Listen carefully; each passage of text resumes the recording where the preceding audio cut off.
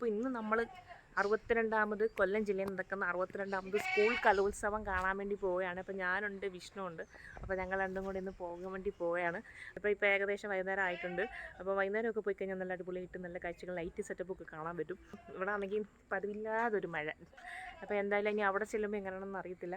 എന്തായാലും ഞങ്ങൾ നേരെ കൊല്ലത്തോട്ട് പോകാൻ വേണ്ടി പോവുകയാണ്.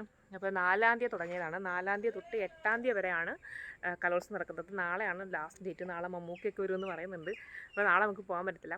അപ്പോൾ അതുകൊണ്ട് നമ്മൾ ഇന്ന് പോകാമെന്ന് വിചാരിച്ചു. ഇന്നലെ പോകേണ്ടായിരുന്നു, പക്ഷേ ഇന്നലെ പറ്റിയില്ല. അപ്പോൾ ഇന്ന് നമ്മൾ കലോത്സവം കാണാൻ വേണ്ടി കൊല്ലത്തേക്ക് പോകാൻ വേണ്ടി പോവുകയാണ് ഗൈസ്. അപ്പോൾ നേരെ ഇനി അവിടെ ചെന്നിട്ട് അവിടുത്തെ കാഴ്ചകൾ കാണാം. ഓക്കെ. അങ്ങനെ കലോത്സവത്തിൻ്റെ മുഖ്യ വേദിയായ കൊല്ലം ആശ്രമ മൈതാനത്ത് എത്തിയിരിക്കുകയാണ് ഗൈസ്. അപ്പോൾ ഇങ്ങോട്ട് ഭയങ്കര രീതിയിലുള്ള തിരക്കുണ്ട്. ഒന്നാമതൊന്ന് ഞായറാഴ്ചയും കൂടെ ആയതുകൊണ്ട് നല്ല രീതിയിലുള്ള തിരക്കുണ്ട്.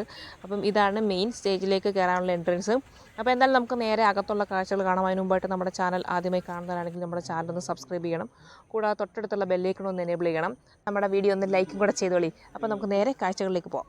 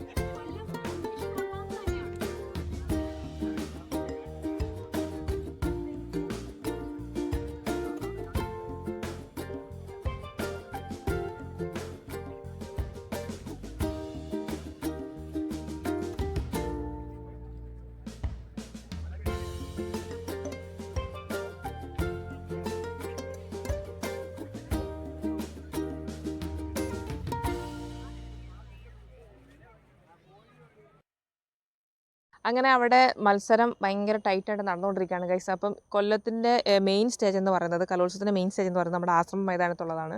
അപ്പോൾ നമ്മൾ ഇന്ന് കാണിക്കുന്ന കാഴ്ചകളെന്ന് പറയുന്നത് അവിടുത്തെ കുറച്ച് കാഴ്ചകളാണ്. അപ്പോൾ അതോടൊപ്പം തന്നെ നൈറ്റ് ലൈറ്റിൽ ഇവിടുത്തെ ഈ ഒരു വിഷ്വൽസൊക്കെ കാണാൻ നല്ല രസമുണ്ട് കേട്ടോ. ഈ ഒരു അറേഞ്ച്മെൻറ്റ്സും കാര്യങ്ങളൊക്കെ നല്ല രസമാണ്. അതുകൊണ്ട് കാണിക്കാമെന്ന് വിചാരിച്ചു.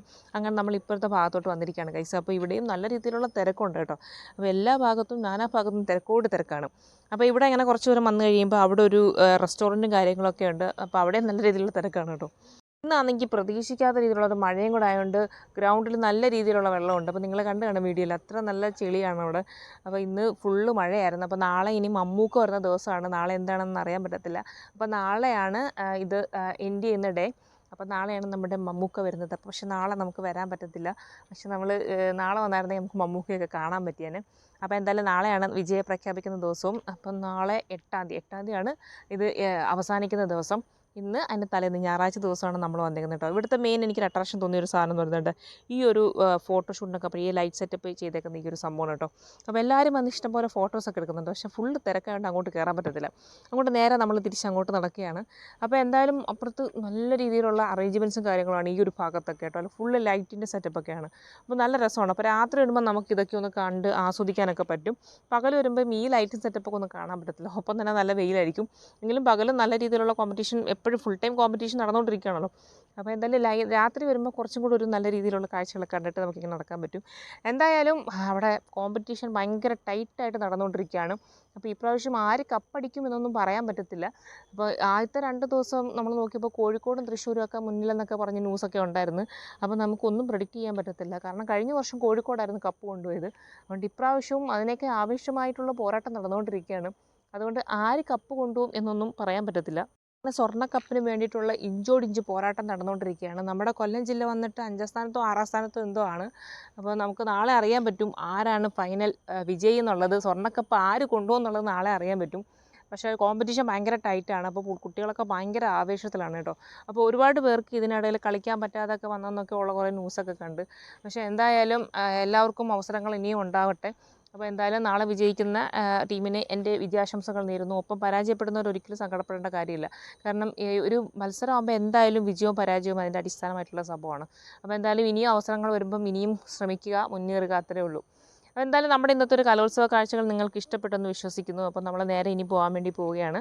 അപ്പോൾ എന്തായാലും നമ്മുടെ ഇന്നത്തെ ഒരു വീഡിയോ നിങ്ങൾക്ക് ഇഷ്ടപ്പെട്ടാൽ ലൈക്ക് ചെയ്യുക. നിങ്ങളുടെ അഭിപ്രായങ്ങൾ എന്തെങ്കിലും ഉണ്ടെങ്കിൽ ജസ്റ്റ് ഒന്ന് കമൻറ്റ് ചെയ്യുക. അപ്പോൾ വീണ്ടും മറ്റൊരു പുതിയ വീഡിയോയുമായി വരുന്നവരെ okay bye bye, see U.